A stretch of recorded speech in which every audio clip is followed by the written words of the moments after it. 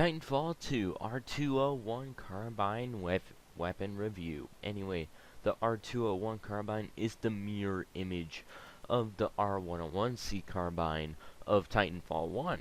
Anyway, this just basically acts the same way as the Titanfall 1, how do you call it, R-101C carbine acts. The only maybe difference is recoil pattern and stability itself.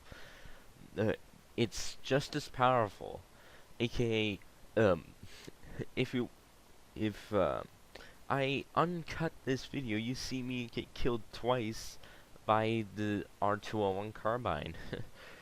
Which basically, you know, the meta, everybody uses the guns that are in the meta, like the G2A5, well, some people like me, the Volt, the Flatline, and of course the R-201 carbine. The only thing is the R-201 carbine feels like it is the meta. Like, it's so good, it just breaks the meta. Like, I don't mean by like full-on force or full-on rate of fire, stability, whatever. No, it's about versatility. The thing is, it has a very tight hip fire spread, and also has very good stability if you're more used to like the other guns from other FPS games. It's an assault rifle, so it's also good at medium and not half bad for long range. So yeah, it's all around a very square and kind of like balanced in the ways of range, but in the ways of overpowered and powerful, it's totally towards the overpowered side. Um, like, if you remember back in Call of Duty Ghosts, when Titanfall 1 came out, in fact, um, the Honey Badger in Ghosts was basically the exact same thing. The only thing is without the suppressor, and it's 10 times better in a 10 times better game. I think a new billion times better game, actually. Anyway, back to the R101 or R201C carbine. It's not a lot different than the R101C carbine. I'll tell you what, the scopes, I mean the sights in Titanfall 2 actually make this thing uh, quite good. Like, the iron sights are not half bad.